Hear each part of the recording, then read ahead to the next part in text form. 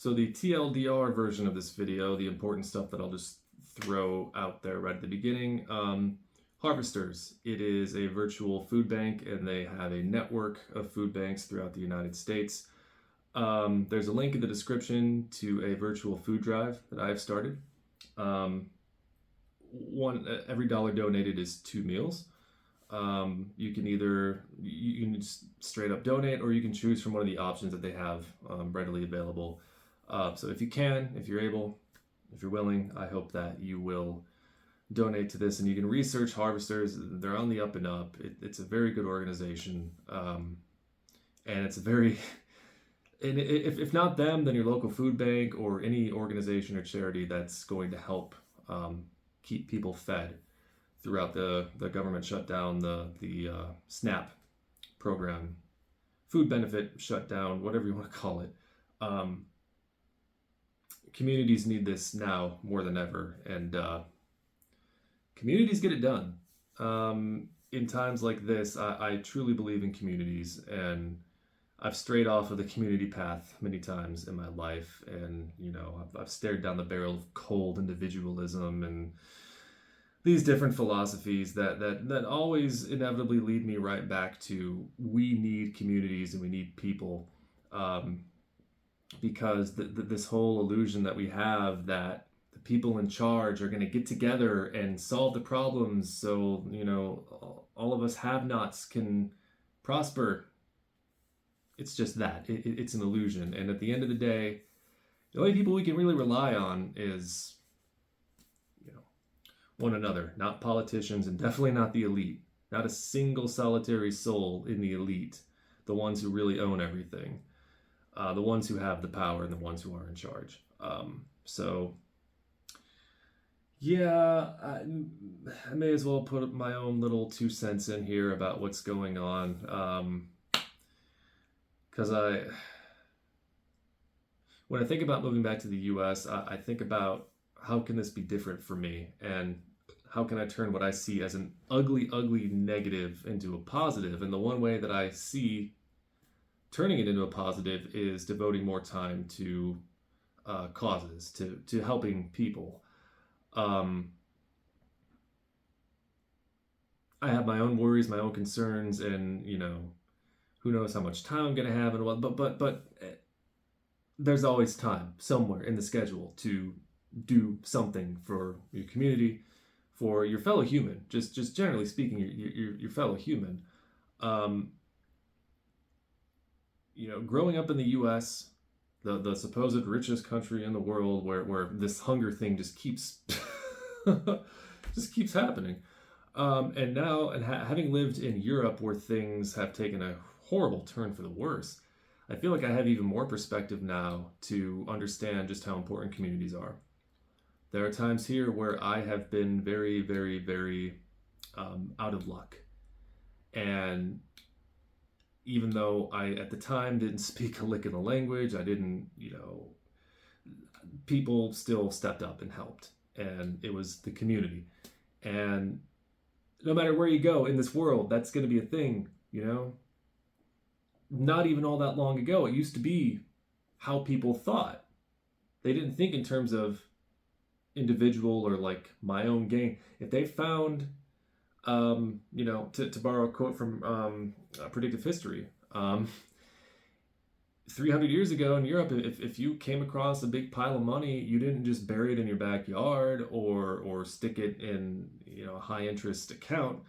You gave it back to your community. You did something for your community. You held a feast. You didn't just. People used to think in terms of this, So whenever somebody tells me that humans are we're just selfish and it's human nature, no, it's total crap. We're not by nature, and I'll never believe that ever, under any circumstance. People who tell you that are the people who want to maintain the status quo, or who are brainwashed into thinking that this is the way to go. Praise to the billionaires who are going to trickle all that. So that's what it's been heavy on my mind lately. And when I think of things like this happening, the food stamp shutdown, and the government shutdown, and just all of the ways that working people and poor people and just people of very limited means are just being screwed over constantly and just getting screwed even more and more, just like here. You know, all that propaganda you read on the internet about how Finland cured homelessness, guess what? Homelessness is on the rise here. Evictions are on the rise. That whole problem. And you know why? You know why that problem is coming back to Finland? Look at who's ruling. It's a right-wing government right now. And I tell people this all the time. They still fight me on it. And they say, oh, it's the global economy. It's this, it's that. It's the fact that the right wing does not care about human beings. They only care about money, the concept of money, and the people who can make the most money. Because that's how they grab power. Okay? You look at what's happening in Finland, you look at what's happening in Germany, you look at what's happening in the United States, you look at what's happening anywhere in Europe right now where there is a majority right-wing government, and you notice all these horrible things are on the rise. Crime is on the rise, poverty is on the rise, evictions are on the rise, drug addiction is on the rise, mental health issues is on the rise, because all of these things are being defunded.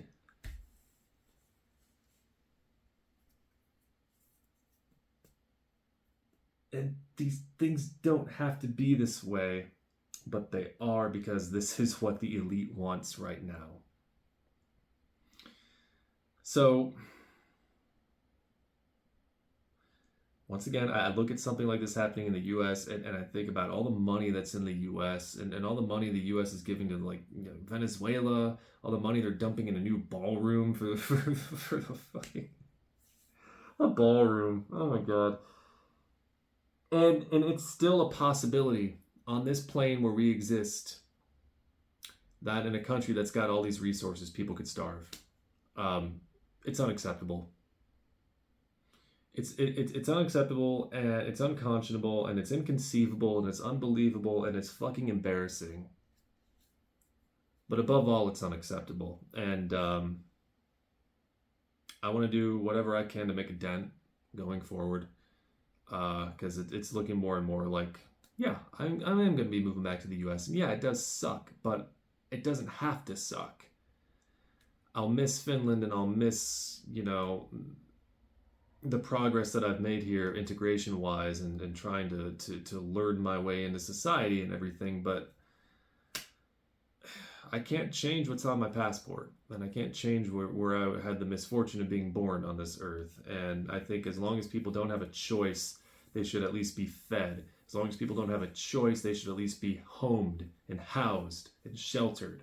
Not pampered, not, you know, all those luxuries. Just, you know, they shouldn't have to struggle to fucking survive in a world of plenty, because the resources are there.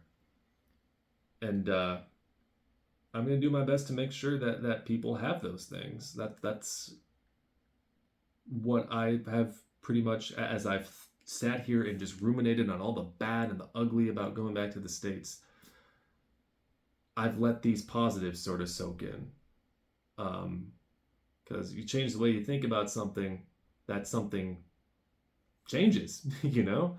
Funny how that works. And I choose to think more positively about it, because I feel like I waste a lot of my potential as a human being by just sitting here and going, oh, you know, the rich are going to rule everything and humanity's fucked and we're not going to be able to do anything. Well, while all that's going on, I've only got about another 50 or whatever, maybe, years left on this planet. And I got to fill that time with something. So it may as well be something constructive and positive. So this is a start. You know, this food drive is a start. I can't exactly send a bunch of canned goods halfway across the world cost effectively. So I guess consider this my,